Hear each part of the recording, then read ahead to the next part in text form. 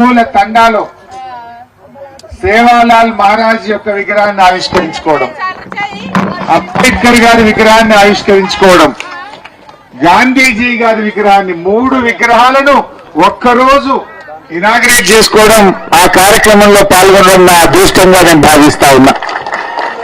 ఆ 3 మహనీయుల విగ్రహాలు ఆవిష్కరించడంతో కాదు, మన నిజ జీవితంలో వారిచ్చిన స్ఫూర్తిని, వారు మనకు చూపిన బాటను మనందరం కూడా నేర్చుకోవాలి, వారి బాటలో నడవాలి.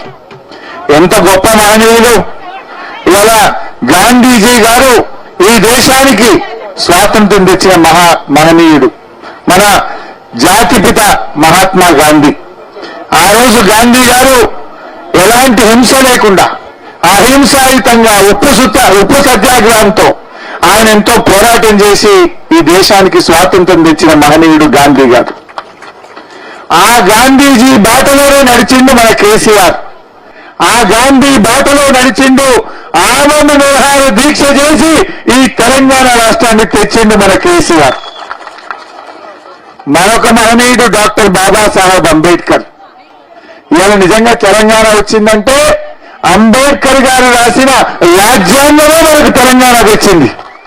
అంబేద్కర్ గారు చిన్న రాష్ట్రాలకు హక్కులు కల్పించిండు. రాష్ట్రాలు ఎలా తెచ్చుకోవాలో ఆనాడు ముందు చూపుతో అంబేద్కర్ గారు రాజ్యాంగంలో రాసిండు కనుకనే ఇవాళ తెలంగాణ రాష్ట్రం వచ్చింది. అందుకే కేసీఆర్ గారు 125 అడుగుల ప్రపంచంలోనే అతిపెద్ద అంబేద్కర్ విగ్రహాన్ని మన హైదరాబాద్ నడిబొడ్డున పెట్టించిండు కేసీఆర్. ఈ రాష్ట్రాన్ని నడిపే సచివాలయానికి డాక్టర్ బాబాసాహెబ్ అంబేద్కర్ సెక్రటరియట్ గా మన సచివాలయానికి కూడా పేరు పెట్టి ఆ మహోన్నతుడి ఆశయాలను ముందుకు తీసుకొని పోయిండు కేసీఆర్. ఇలా ఎన్నో మంచి కార్యక్రమాలు జరిగినాయి. మా సంత్ సేవాలాల్ మహారాజ్, ఇలా మా అక్క చెల్లెలు అందరూ ఉన్నారు, సేన్ రామ్ రామ్. మా లంబాడి అన్నదమ్ములకు అక్క చెల్లెలందరికీ సేన్ రామ్ రామ్. అయితే ఈరోజు సేవాలాల్ మహారాజ్ విగ్రహాన్ని ఆవిష్కరించుకున్నాం. ఎంత సంతోషం! అసలు ఎవరైనా పట్టించుకున్నారా సేవాలాల్ మహారాజును? గతంలో ఇదే కాంగ్రెస్ పార్టీ 50 ఏళ్లు పాలించింది. మన తండా గురించి ఆలోచించిందా? మన సేవాలాల్ మహారాజ్ గురించి ఆలోచించిందా? మా ఎస్టీల రిజర్వేషన్ గురించి ఆలోచించిందా? ఇలా కేసీఆర్ గారు వచ్చినాక సేవాలాల్ మహారాజ్ జయంతిని అధికారికంగా ఈ దేశంలో జరిపిన తొలి ముఖ్యమంత్రి కేసీఆర్. రాష్ట్ర ప్రభుత్వం డబ్బులిచ్చి ఊరూరా కూడా సేవాలాల్ మహారాజ్ జయంతిని అధికారికంగా జరిపిన నాయకుడు మన బీఆర్ఎస్ పార్టీ, మన కేసీఆర్. అంతేకాదు మా ఎస్టీ పిల్లలు చదువుకోవాలంటే విద్యా ఉద్యోగాల్లో 10% రిజర్వేషన్ ఇచ్చింది కూడా కేసీఆరే. ఇలా మీ పిల్లలు డాక్టర్లు అవుతున్నారు, ఇంజనీర్లు అవుతున్నారంటే ఇలా కేసీఆర్ గారు మా గిరిజనులకు 10% రిజర్వేషన్ ఇవ్వడం వల్ల ఈ పిల్లలు బాగా చదువుకొని ఉద్యోగాలు చేసుకోగలుగుతా ఉన్నారు. ఈరోజు బంజారా హిల్స్ లో పేరేమో బంజారా హిల్స్, కానీ ఆడ గుంటడి జాగ లేకుండే మనకు కేసీఆర్ గారు ఎకరం జాగ ఇచ్చి బంజారా హిల్స్ లో అద్భుతమైన బంజారా భవన్ కట్టి మన ఆత్మగౌరవాన్ని నిలబెట్టింది కూడా మన కేసీఆరే. ఇలా చెప్పుకుంటూ పోతుంటే ఎన్నో కార్యక్రమాలు జరిగినాయి. తండాలు గ్రామ పంచాయతీలు కావాలని మా రాంబల్ నాయక్ ఆధ్వర్యంలో పాత రోజుల్లో LHPS పెట్టి దశాబ్దాలు పోరాడిండ్రు, కానీ ఎవరు చేయలే. కేసీఆర్ గారు మాట ఇచ్చిండు, తండాలను గ్రామ పంచాయతీలు చేసి మా రాజ్యంలో మేమే పాలించుకుంటామనే విధంగా మీ నినాదాన్ని నిజం చేసింది కూడా ఈరోజు కేసీఆర్ గారు. అంటే ఇవాళ అన్ని సమస్యలు పరిష్కారమైనవి. ఒకనాడు ఎండాకాలం వచ్చిందంటే మంచినీళ్లు లేక ఈ అక్క చెల్లెళ్ళు బిందెలు పట్టుకొని దూరం పోవాల్సిన పరిస్థితి. ఆ ట్యాంకర్ల వెనుకపోయి బిందెలు కొట్లాడితే సొట్టలు పడే పరిస్థితి ఉండే. కానీ కేసీఆర్ వచ్చినాక ఇంటింటికి నల్లా పెట్టిండు. ఇలా స్వచ్ఛమైన నీళ్ళిచ్చి ఏ అక్క చెల్లె బిందె పట్టుకొని రోడ్డు మీదకి రాకుండా చేసింది కేసీఆరా కాదా? మీరు ఓట్లు వేసి మీ చేతులు నొప్పి పెట్టినాయి తప్ప మంచినీళ్ళు ఇచ్చిన నాయకుడు లేడు. నీళ్లు ఇచ్చింది ఒక్కడే కేసీఆర్. తండాలు గ్రామ పంచాయతీలు చేసింది కేసీఆర్. 10% రిజర్వేషన్ ఇచ్చింది కేసీఆర్. ఇలా ఎన్నో మంచి కార్యక్రమాలు జరిగినాయి. కానీ ఇలా రేవంత్ రెడ్డి గారు, కాంగ్రెస్ పార్టీ ఎన్నో హామీలు ఇచ్చింది. చాలా మాటలు చెప్తే మీరు నమ్మిండ్రు. 10 ఏళ్లు కేసీఆర్ మంచిగానే చేసిండు, కానీ వీళ్ళేదో మరి తులం బంగారం ఇస్తారట కదా, ఆడపిల్లలకు స్కూటీలు ఇస్తారట కదా, 2 లక్షలు మాఫీ చేస్తారట కదా, ఇట్లా 2500 ప్రతి మహిళకి ఇస్తారట కదా అని చాలా హామీలు ఇస్తే నమ్మినాం మనం. అంటే ఏమైంది ఈరోజు? రేవంత్ రెడ్డి ఏడాది అర్థం పరిపాలన అయిపోయింది. ఏడాది అర్థం రేవంత్ రెడ్డి పాలన చూస్తే అంతా సగం సగం, అంతా ఆగమాగం, అంతా ఆగమాగం అయిపోయింది తెలంగాణ. ఒక్కటన్నా చక్కగా ఉన్నదా? ఏ ఒక్క స్కీమ్ అన్నా అమలైందా? ఏ ఒక్కటన్నా సంపూర్ణంగా ప్రజలకు అందుతున్నదా? ఇవాళ దయచేసి మీరు ఆలోచన చేయండి. రేవంత్ రెడ్డి పరిస్థితి ఎట్లుందంటే అసెంబ్లీ బయట అబద్ధాలు చెప్తాడు, అసెంబ్లీ లోపల కూడా అబద్ధాలు చెప్తాడు. ఒక్కటన్నా మాట మీద నిలబడాడు. ఇప్పుడే సబితక్క చెప్పింది, మేము గతంలో రుణమాఫీ ఏమైందా అని గట్టిగా పట్టుకున్నాం. పడితే దేవుళ్ళ మీద ఒట్లు పెట్టిండు. అన్ని ఒక్క దేవుడు కాదుగా, కనబడ్డ దేవుడి మీద అల్లా ఒట్టు పెట్టిండు. మా అక్క అన్నట్టు గండి మైసమ్మ మాత్రం తప్పించుకున్నది. ఆ గండి మైసమ్మ అనుకున్నట్టుంది, ఈయన వచ్చి నా మీద ఒట్టు పెట్టడేమో అనుకున్నట్టుంది. ఈ దేవుళ్ళనే మోసం చేసిన రేవంత్ రెడ్డి ప్రజల్ని మోసం చేయడా? ఏం చెప్పిండు?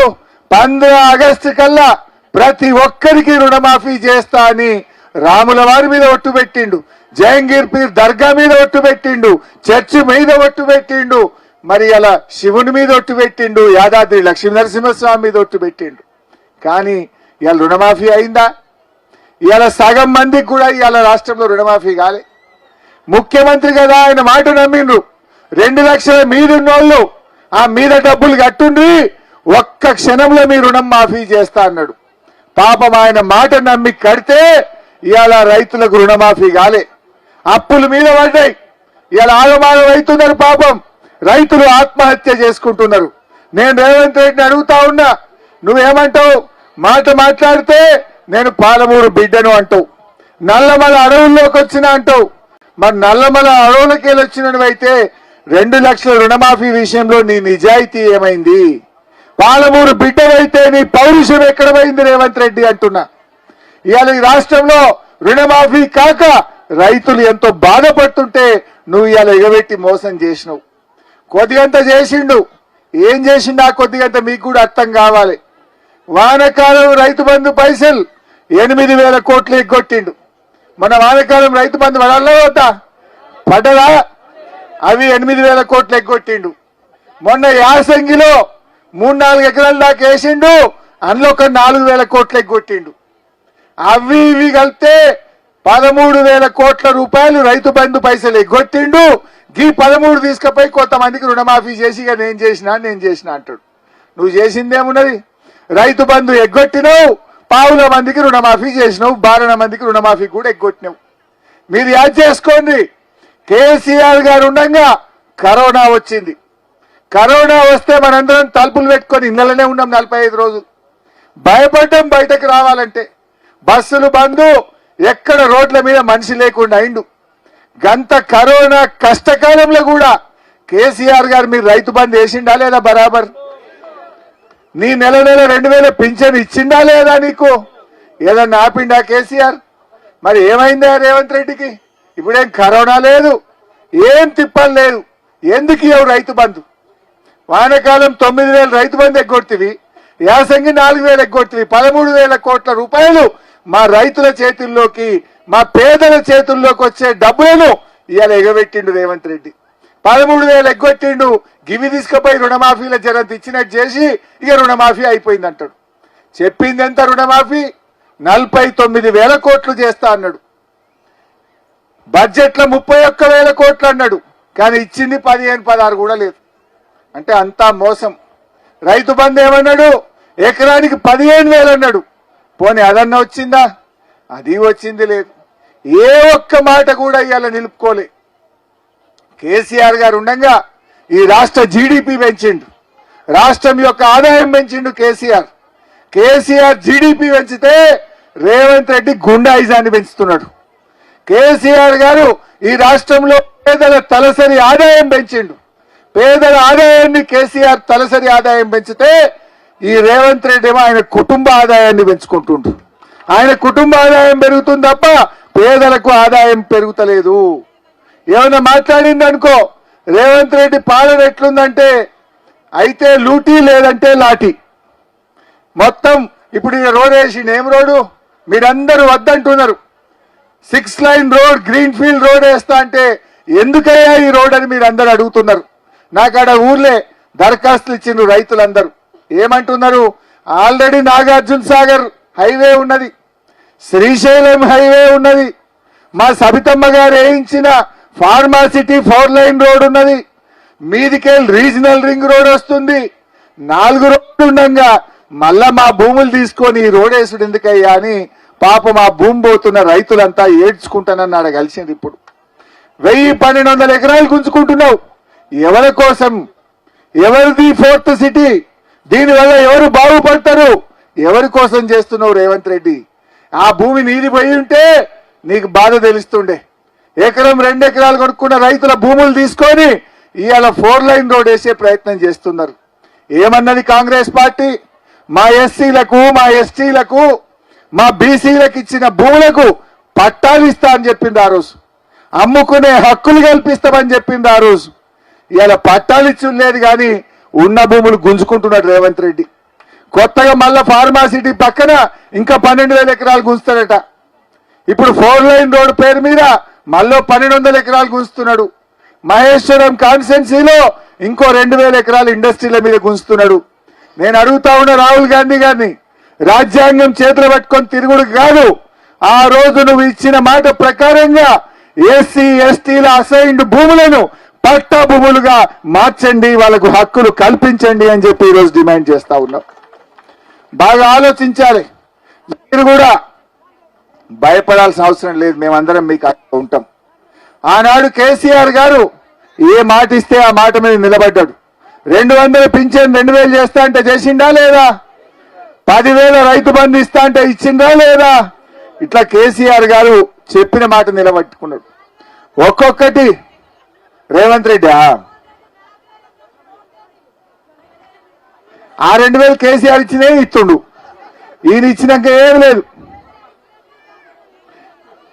నీ పేరేందక్క? సాతి శాంతి. నీకు ఇంకో ముచ్చట తెలవాలి. ఆ 2,000 కూడా చక్కగా ఇస్తలేడు. ఈ 16 నెలల నడిమిట్ల 2 నెలలు ఎగ్గొట్టిండు. ఆ కేసీఆర్ ఇచ్చే 2,000 కూడా నడిమిట్ల 2 నెలలు ఎగ్గొట్టిండా లేదా? ఒక నెల అప్పుడు ఎలక్షన్ల ముంగట 1 నెల ఎగ్గొట్టిండు, మొన్న 1 నెల కొట్టిండు. అంటే నీకు 4,000 పింఛన్ ఇయ్యలే గాని 4,000 రూపాయలు మాత్రమే ఎగ్గొట్టిండు రేవంత్ రెడ్డి. ముసలోళ్ళ పైసలు తిన్నాడు. ముసలోళ్ళ పైసలు తింటాడు ఎవడన్నా? భర్త చనిపోయిన పైసలు తింటాడు ఎవడన్నా? ఈ రేవంత్ రెడ్డికి ఆ వికలాంగుల పైసలు తింటాడు ఎక్కడన్నా? ఇవాళ నువ్వు 4,000 ఇస్తా అని చెప్పి 4,000 చెప్పిపోతే కానీ 2 నెలల పింఛన్ ఎగ్గొట్టి ముసలోళ్ళకి 4,000 తిన్నాడు రేవంత్ రెడ్డి. మీరు ఇంటికి పోయినాక పాస్బుక్ చూసుకోండి. రేవంత్ రెడ్డి గవర్నమెంట్ వచ్చి 16 నెలలు అయింది. మీకు ఎన్ని పింఛన్లు పడ్డాయో లెక్క తీస్తే 14 ఉంటాయి. 2 పింఛన్లు పోయినాయి నడిమిట్లా. 2 పింఛన్లు ఎగ్గొట్టిండు. చెప్పింది 4,000, ఎగ్గొట్టింది 4,000. ఇవాళ ఏదో పాలేందో నీళ్ళేందో జర కరెక్ట్ చూసుకోండి. కేసీఆర్ ఉండగా ఆడపిల్లల పెళ్లిలకు ఎక్కడి నుంచి వచ్చింది ఆ స్కీము? ఆయన తెలంగాణ ఉద్యమంలో ఒక తండాలు వండుకున్నాడు వరంగల్ జిల్లాలో. ఆ తండాలు వండుకుంటే అక్కడ ఒక ఆయన బిడ్డ పెళ్లి కోసం అప్పు చేసి భూమి అమ్మి ఇంట్లో డబ్బులు పెట్టుకున్నాడు. ఇక 4 వద్దులైతే పెళ్లి అనగా ఆ పాపం ఆ ఇల్లు కాలిపోతుంది. ఆ పైసలు కూడా కాలిపోతే ఆయన చాలా బాధపడితే ఆ రోజు సొంత పైసలు ఇచ్చి కేసీఆర్ గారు ఆడవిళ్ళ పెళ్లి చేపించిండు. అక్కడ ఆయనకు ఆలోచన పుట్టింది. తెలంగాణ తెచ్చిండు. కేసీఆర్ గారు ముఖ్యమంత్రి అయినాక కళ్యాణ లక్ష్మి పథకం ముందు ఎవరికి పెట్టిండు? ఎస్టీలకు, ఎస్సీలతోనే ఫస్ట్ స్టార్ట్ చేసిండు. మా లంబాడీలకు, మా గిరిజనులకు, మా దళితులకు, ఎస్సీలతోనే కళ్యాణ లక్ష్మి స్టార్ట్ అయింది. ఒక ఏడాది అయినాక చేయి తిరిగినాక గరీబోళ్ళందరికీ కళ్యాణ లక్ష్మి ఇచ్చిండు. ఒక్కరికి కాదు, ఇద్దరికి కాదు, 13 లక్షల పెళ్లిలకు సాయం చేసిండు కేసీఆర్. 13 లక్షల పేదింటి ఆడపిల్లల పెళ్లిలకు ఆనాడు కేసీఆర్ గారు ప్రభుత్వం సాయం చేసింది. సో అలాంటి కేసీఆర్ ను వాళ్ళు ఏం చేసిండ్రు? అందరూ కేసీఆర్ దిక్కే ఉన్నారని కొన్ని అబద్ధాలు చెప్పిండ్రు. ఏం చేసిండు కేసీఆర్ మీకు తెలుసు. బిందె పట్టుకొని బయటకు రాకుండా అక్కజల్లెలకు సాయం చేసిండు. మీరు బిడ్డ కాన్పుకు పోతే కల్వకుర్తిలో కేసీఆర్ కిట్ ఇచ్చి తల్లి పిల్లను ఆటో కిరాయి లేకుండా ఇంటికాడ దించిపోయింది కేసీఆర్ గారు. కేసీఆర్ కిట్ ఇచ్చిండా లేదా? అదేవిధంగా కళ్యాణ లక్ష్మి పైసలు ఇచ్చిండు. ఈ రకంగా మహిళల కోసం ఎన్నో కార్యక్రమాలు కేసీఆర్ గారు చేసిండ్రు. రేవంత్ రెడ్డి వచ్చినాక ఏం చేసిండమ్మా? ఆయన ఏం చెప్పిండు? నేను తులం బంగారం ఇస్తా, ప్రతి మహిళకు 2500 ఇస్తా, స్కూటీలు ఇస్తా. ఏదన్నా ఒక్కటన్ని ఇచ్చిండా? కొన్ని ఇచ్చిండమ్మా, కొన్ని పనులు మాయ చేసిండు. కొన్ని ఏం చేసిండంటే బతుకమ్మ సీరలు బంద్ పెట్టిండు. పెట్టలేదా? దావఖాన పోతే కేసీఆర్ కిట్ బంద్ పెట్టిండా లేదా? రంజాన్ తోఫా బంద్, బతుకమ్మ గిఫ్ట్ బంద్ అయిపోయింది. అన్ని బంద్ పెట్టాడు తప్ప కొత్తగా ఇచ్చింది ఏమున్నది? ఏమైనా ఉన్నాయా? ఇలా పిల్లలు చదువుకుంటే మన పిల్లలకు ఫీజు రియంబర్స్మెంట్ కూడా బంద్ పెట్టిండు. కాలేజీల్లో చదువుకునే పిల్లలకు కేసీఆర్ ఉండగా 20,000 కోట్ల రూపాయలు ఫీజు రియంబర్స్మెంట్ ఇచ్చి మన పిల్లల్ని బాగా చదివించిండు. కానీ రేవంత్ రెడ్డి వచ్చి ఏడాది అర్థమైంది, ఫీజు రియంబర్స్మెంట్ డబ్బులు ఇవ్వకపోవడం వల్ల ఇలా పిల్లల చదువులు బంద్ అవుతున్నాయి. పిల్లలు వెనుకబడే పరిస్థితి వచ్చింది. పిల్లలకు కాలేజీల్లో సర్టిఫికెట్లు ఇస్తలేరు. ఆ కాలేజీల్లో ఉండే లెక్చరర్లకు జీతాలు లేక పిల్లలకు చదువులు చక్కగా చెప్పని పరిస్థితి తెచ్చిండు రేవంత్ రెడ్డి. అంటే రేవంత్ రెడ్డి ఉన్నవి బంద్ పెట్టుడు తప్ప కొత్తగా చేస్తున్నది ఏమి లేదు. బీసీల కోసం మాట్లాడిండు. బీసీలకు బిల్లు పాస్ చేసినాను, ఢిల్లీకి పోయిండు. ప్రధానమంత్రిని ఒప్పిస్తా అన్నాడు. నేను ఢిల్లీలో బిల్లు పాస్ చేపిస్తా అన్నాడు. ఢిల్లీలో పోయి ధర్నా పెడితే చివరికి రాహుల్ గాంధీ ముఖం చాటేసిండు. నేను అడుగుతున్నా రేవంత్ రెడ్డి గారు, నువ్వు రాహుల్ గాంధీనే ఒప్పియలేదు, నువ్వు కేంద్ర ప్రభుత్వాన్ని ఆడికెళ్ళి ఒప్పిస్తావు. నువ్వు ఢిల్లీలో ధర్నా పెడితే రాహుల్ గాంధీ ఢిల్లీలో ఉండి నీ ధర్నాకు రాలేదంటేనే నీ పతార ఏ పార్టీదో, బీసీల మీద నీ ప్రేమ ఏ పార్టీదో అర్థమైతా ఉంది. రాహుల్ గాంధీని ఒప్పియే నువ్వు రేపు కేంద్ర ప్రభుత్వాన్ని ఒప్పిస్తావంటే మా బీసీలు ఎట్లా నమ్మాలి అని చెప్పి నేను ఈరోజు రేవంత్ రెడ్డి గారిని అడుగుతా ఉన్నా. అన్ని అబద్ధాలు, అన్ని ఇలా ముఖ్యమంత్రి అంటాడు అబద్ధం ఆడితే బాధ అవుతుంది. ఎందుకంటే ఆ కుర్చీకి ఉన్న విలువ తగ్గిపోతుంది, ఆ కుర్చీ పతారు తగ్గిపోతుంది. ముఖ్యమంత్రి మాట్లాడితే మాట మీద ఉండాలి. ఇవాళ రేవంత్ రెడ్డి మాట్లాడితే ఏముంటాయమ్మా? అన్ని తిట్లు తప్ప ఏమైనా ఉంటాయా? పేగులు కూడా వీకి మెడలు వేసుకుంటా, కండ్ల గుడ్లు కూడా వీక్తా, గోటీలాడతా, సీర్తా, సంపుతా, తొండలు, ఇవి తప్ప ఎవడన్నా ముఖ్యమంత్రి ఓ పనికొచ్చే మాట మాట్లాడిండా? ప్రజలకు పనికొచ్చే పని చేసిండా? అన్ని కూడా పనికి మాలిన మాటలు. ఇవాళ శత్రుత్వం తప్ప ఒక్కట్లేదు. ముఖ్యంగా మా ఎస్టీలకు ఇవాళ రేవంత్ రెడ్డి వచ్చినాక కనీసం మంత్రి పదవి కూడా దొరకలే. కేసీఆర్ ఉండగా లంబాడి బిడ్డ సత్యవతి రాథోడ్ గారిని గొప్పగా మంత్రిగా పెట్టుకున్నారు. ఇవాళ అక్క రావాల్సి ఉండే, ఇంకో మీటింగ్ పడి ఇవాళ రాలేకపోయింది. ఇవాళ ఏడాది అర్థమైన ఎస్టీలకు ఇవాళ లంబాడీలకు కనీసం మంత్రి పదవి కూడా లంబాడీలకు ఇవ్వకుండా ఈ రేవంత్ రెడ్డి అన్యాయం చేసిండు. కేసీఆర్ గారు లంబాడీల గౌరవాన్ని పెంచిండు. మనకు సంత్ సేవాలాల్ మహారాజ్ జయంతిని అధికారికంగా జరిపిండు మన ఆరాధ్య దైవం. సో ఆ రకంగా మనమేమో మంచి పనులు జరిగితే రేవంత్ రెడ్డి కాలంలో వెనుకకు పోతున్నటువంటి పరిస్థితి ఉంది. ఇవాళ మీరు నిన్న మొన్న చూస్తున్న టీవీలల్లా ఆయన HCU యూనివర్సిటీలో చెట్లు నరుకుతా ఉన్నాడు. అక్కడ ఉండే పక్షులు, నెమళ్ళు, జింకలు అవి ఏడుస్తున్నాయి, అరుపులు పెడుతుంటే కూడా ఈయనకు చీమ కుట్టినట్టు కూడా లేదు.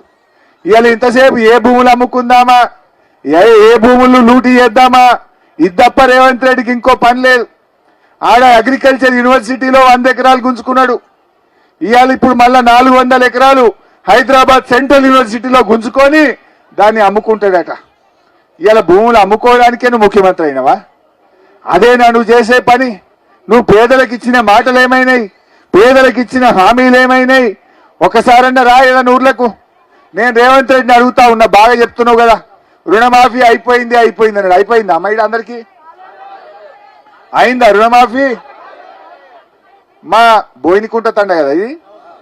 రేవంత్ రెడ్డి నువ్వు పాలమూరు బిడ్డ అంటున్నావు కదా, నేను రేవంత్ రెడ్డిని కోరుతా ఉన్నా, దమ్ముంటే గన్మెన్లు లేకుండా, పోలీసు వాళ్ళు లేకుండా మా బోయినకుంట తండకు రా, రుణమాఫీ అయిందా లేదా మా వాళ్ళు చెప్తారు. నువ్వు రా, నిజంగా చేస్తేనేమో పూలు చల్లుతారు, చేయకపోతే మరి నువ్వు చేసిన అంటున్నాడు. అసెంబ్లీలో చెప్పిండు అయిపోయింది రుణమాఫీ అంటుండు. అయిపోయిందా? అందరికి వచ్చిందా రుణమాఫీ? మరి రా బోయినకుంట తండకు రా. నువ్వు పాలమూరు బిడ్డవైతే, నీకు పౌరుషం ఉంటే, నువ్వు నల్లమల జంగల్కి వచ్చినవైతే పోలీసు వాళ్ళు లేకుండా రా మా తండాకు రా. రుణమాఫ్ అయితే పూలు చల్లుతారో లేకపోతే ఏం చేస్తారో వాళ్ళ ఇష్టం, ఇక వాళ్ళ ఇష్టం. ఎక్కడికైనా రావాలంటే ముంగడ మొదలు పోలీసు వాళ్ళు వచ్చి పిల్లల్ని పట్టుకపోతురు, బీఆర్ఎస్ కార్యకర్తల్ని పట్టుకపోతురు, కేసులు పెడుతుండు. ఇదేనా ప్రజాస్వామ్యం? ఏడవ గ్యారంటీ ప్రజాస్వామ్యం అన్నావు. ఉందా అసలు ఈ రాష్ట్రంలో ప్రజాస్వామ్యం? నిన్న కాలేజీ పిల్లల్ని పాపం గొడ్డులను కొట్టినట్టు కొట్టిండ్రు. ఈపులు గమిలిపోయినాయి పిల్లలై. నిరుద్యోగ యువతకు 2 లక్షల ఉద్యోగాలు ఇస్తాయి ఏడాది లోపల అన్నాడు. ఏడాదిని అర్థమైంది 2 లక్షలు కాదు కదా, 5,000 ఉద్యోగాలు కూడా రేవంత్ రెడ్డి ఇయ్యలే. అన్ని అబద్ధాలు, అన్ని గోబల్స్, మాయ మాటలు చెప్పిండు. గద్దెనెక్కి ఇలా మోసం చేస్తా ఉన్నాడు. అందుకే ఇలా అందరూ కేసీఆర్ సార్ ను యాడ్ చేస్తుండ్రు. కేసీఆర్ సార్ ఉండగా ఈ రియల్ ఎస్టేట్ బ్యారెన్ చేద్దరు మా పిల్లలు. వీళ్ళందరూ కూడా 12 మంది రియల్ ఎస్టేట్ మీద బతికిరు. ఇప్పుడు ఆ మోటార్ సైకిల్ వాడు గుంజుకపోతుండు, ఫైనాన్స్ వాడు, కార్లు ఫైనాన్స్ వాడు గుంజుకపోతుండు. బేరం బంద్ అయింది, ఫైనాన్స్ కూడా బంద్ అయిందట. ఫైనాన్స్ కూడా బంద్ అయిపోయింది. ఇక బండ్లు గుంజుకపోవడు వీడికి వచ్చింది కథ. కేసీఆర్ ఉన్నప్పుడు 3 పువ్వులు 6 కాయలు లాగా ఉండే, అందరూ బతికిండ్రు, చేతిలో పైసా కనబడ్డది. ఇప్పుడు అప్పు కూడా దొరుకుతలేదు. ఎవడన్నా అప్పు అడిగితే అదే పోతుండడు, మళ్ళీ కనబడతలేడు. అప్పు అడుగుతాడేమో ఫోన్ కూడా రావటని పరిస్థితి వచ్చింది. ఇవాళ రేవంత్ రెడ్డి పాలనలో తెలంగాణ తిరోగమనం అయిపోయింది. అన్ని పిచ్చి పిచ్చి పనులు. హైడ్రా పేరిట పేదోళ్ళ ఇల్లు కూల్చిండు. మూసి బ్యూటిఫికేషన్ పేరిట నానా హంగామా పెట్టి గరీబోళ్ళ ఇల్లు కూలగొట్టిండు. కూలగొట్టుడు తప్ప కట్టుడు తెలియదు ఈ రేవంత్ రెడ్డికి. అందుకే ఈ రాష్ట్రం ఇలా ఆగమాగం అవుతున్నది. ఇక జరిగింది. మళ్ళా మనం కూడా జాగ్రత్తగా ఉండాలి. ఇంకెవడన్నా మళ్ళీ బీజేపీ వస్తాడు నడిమిట్లా, వాడిని నమ్మి ఎంపీ గెలిపించిండ్రు. ఏమైంది? ఏమన్నా రూపాయి వచ్చిందా? ఢిల్లీకి వెళ్ళి రాలేనా? గల్లీకి వెళ్ళి రాలే. గల్లీవాడు సున్ననే పెట్టిండు, ఢిల్లీవాడు సున్ననే పెట్టిండు. తెలంగాణకు శ్రీరామ రక్ష మన బీఆర్ఎస్ పార్టీ, మన కేసీఆర్. అందువల్ల మనం ఎప్పుడైనా కేసీఆర్ని కాపాడుకుంటే ఆయన మనని కాపాడుకుంటాడు. కేసీఆరే ఇలా తెలంగాణను మంచిగా కాపాడిండు. కానీ ఇలా వెనకటేదో అంట చూడు, ఎక్కువ తక్కువ వాగుతాడు. రేవంత్ రెడ్డిది ఒరుడు ఎక్కువ, పని తక్కువ. కేసీఆర్ ఏమో మాట్లాడు తక్కువ, పని ఎక్కువ. గది ఆలోచన చేయాలి. పనిమంతుడు కావాలన్నా ఒర్రుబోతులు కావాలన్నా? మనకు పనిమంతుడా ఒర్రుబోతులా? పనిమంతుడు అంటే మన కేసీఆర్, ఒర్రుడు తిట్టుడు అంటే మరిగా చూసుకోండి. గది ఇవాళ అన్ని విషయాలు కూడా అర్థమవుతా ఉన్నాయి. ముఖ్యంగా యువత, విద్యార్థులు కూడా బాగా ఆలోచించండి. ఆనాడు ఢిల్లీలో ఉన్న మోడీ గారు ఏడాదికి 2 కోట్ల ఉద్యోగాలు అన్నాడు, మోసం. రేవంత్ రెడ్డి అన్నాడు మొదటి ఏడాది 2 లక్షల ఉద్యోగాలు అన్నాడు, ఈయన మోసం. ఢిల్లీలో ఉన్న బీజేపీ మోసం చేసింది, గల్లీలో ఉన్న కాంగ్రెస్ కూడా మనను మోసం చేసింది. రేవంత్ రెడ్డి ఏమో ప్రతి మహిళకు 2,500 రూపాయలు బ్యాంకులో ఇస్తా అన్నాడు, ప్రతి రైతుకు 15,000 వేస్తా అన్నాడు. మోడీ గారు ఏమన్నారు ఢిల్లీలో? ప్రతి అకౌంట్ లో 15 లక్షలు వేస్తా అన్నాడు. విదేశాల్లో నల్లధనం తెస్తాం, 15 లక్షలు వేస్తామన్న మోడీ వేయలేదు, 15,000 వేస్తామన్న రేవంత్ రెడ్డి కూడా వేయలేదు. అంటే వీళ్ళందరూ కూడా మాటలు చెప్తారు. ఏ మాట ఇయ్యకపోయినా పేదింటి ఆడపిల్లకు 1,00,000 రూపాయలు ఇచ్చిండు కేసీఆర్. ఎన్నికల్లో ఓట్ల కోసం చెప్పకపోయినా ప్రతి ఎకరానికి 10,000 రూపాయల రైతు బంధు ఇచ్చిండు కేసీఆర్. ఇవన్నీ కూడా మనం ఆలోచించాలి. అందువల్ల మీరు కూడా రాబోయే రోజుల్లో మన బీఆర్ఎస్ పార్టీని ఆశీర్వదించండి. ఇప్పుడేమి ఎలక్షన్లు లేవు, ఓట్లు లేవు. నేను వచ్చింది మా తమ్ముడు మా అంజి గాని మా జైపాలన్న వచ్చి అంబేద్కర్ విగ్రహం పెడుతున్నాం, సేవాలాల్ మహారాజ్ విగ్రహం పెడుతున్నాం, గాంధీ గారి విగ్రహం పెడుతున్నాం అంటే ఒక తండాలో అంబేద్కర్ విగ్రహం పెట్టడం నిజంగా నాకు చాలా సంతోషం అనిపించింది. ఈ జనరల్ గా తండాలో సేవలాలు పెడతారు, కానీ అంబేద్కర్ విగ్రహాలు తక్కువ ఉంటాయి. కానీ ఇలా మీరు ఎంత గొప్ప మనసును చాటిందంటే మహాత్మా గాంధీని, అంబేద్కర్ ను, సేవాలాల్ను 3 విగ్రహాలు పెట్టి ఈ తండా రాష్ట్రానికి ఆదర్శంగా నిలిచింది. ఈ విగ్రహాల కోసం సహకరించిన, సహాయం చేసిన ప్రతి ఒక్కరికి, ఇల్లు కట్టించిన మా జెడ్పీటీసీ గారికి హృదయపూర్వకంగా నా అభినందనలు, ధన్యవాదాలు కూడా తెలియజేస్తూ నమస్కారం. ఇప్పపల్లి తండా, గట్టు ఇప్పపల్లి తండా గురించి తప్పకుండా అది అసెంబ్లీలో